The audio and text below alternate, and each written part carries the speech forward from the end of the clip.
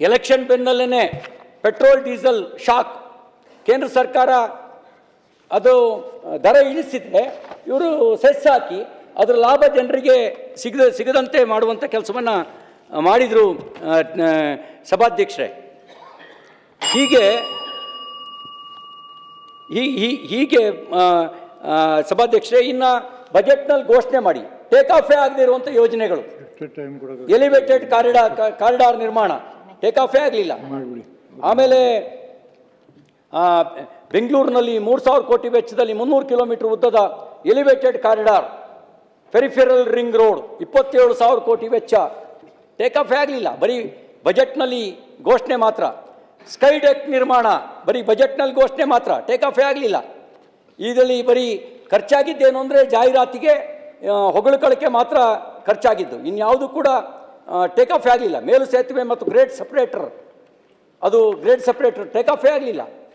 ಕೌಶಲ್ಯಾಭಿವೃದ್ಧಿ ಇಲಾಖೆ 13 ಘೋಷಣೆ ಟೇಕ್ ಆಫೇ ಆಗಲಿಲ್ಲ. ಮನೆ ಕನ್ಕ್ಲೂಡ್ ಮಾಡ್ತೀನಿ ಸಭಾಧ್ಯಕ್ಷರೇ, ಕನ್ಕ್ಲೂಡ್ ಮಾಡ್ತೀನಿ. ನಂದು ಕನ್ಕ್ಲೂಡ್ ಆಗಿಲ್ಲ, ಮತ್ತೆ ಲಾಸ್ಟ್ ಕನ್ಕ್ಲೂಡ್ ಮಾಡ್ಬಿಡ್ತೀನಿ. ಇಲ್ಲ ಮಾಡ್ಬಿಡ್ತೀನಿ. ನಾವು ಬೆಲ್ ಹೊಡೆದ್ರೆ ಗೌರವ ಕೊಡಬೇಕು. ಇಲ್ಲ ಕ್ಲೋಸ್ ಮಾಡ್ಬೇಕು. 50 ನಿಮಿಷ ಆಯ್ತು.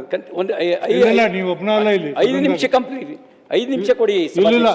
ಕನ್ಕ್ಲೂಡ್ ಮಾಡ್ಬಿಡ್ತೀನಿ. ಮಾನ್ಯ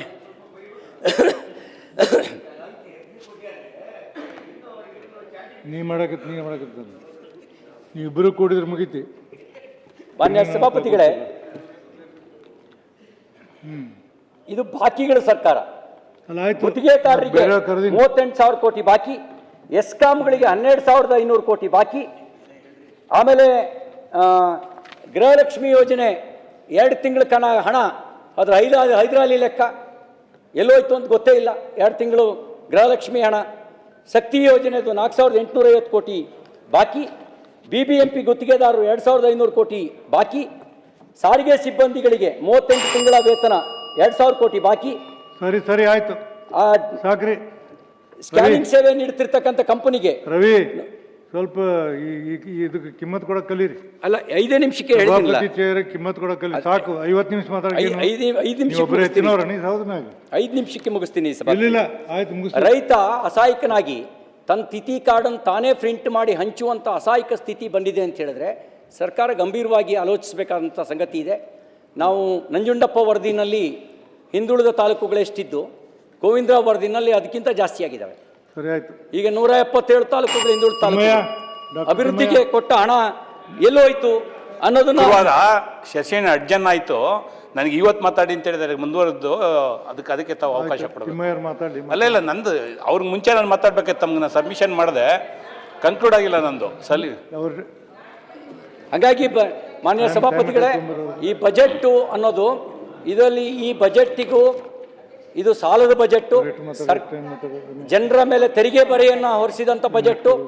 ಇದು ರೈತರ ಪಾಲಿಗೆ ಈ ಬಜೆಟ್ನಲ್ಲಿ ಯಾವುದೇ ಸಂಜೀವಿನಿ ಯೋಜನೆಗಳಿಲ್ಲ.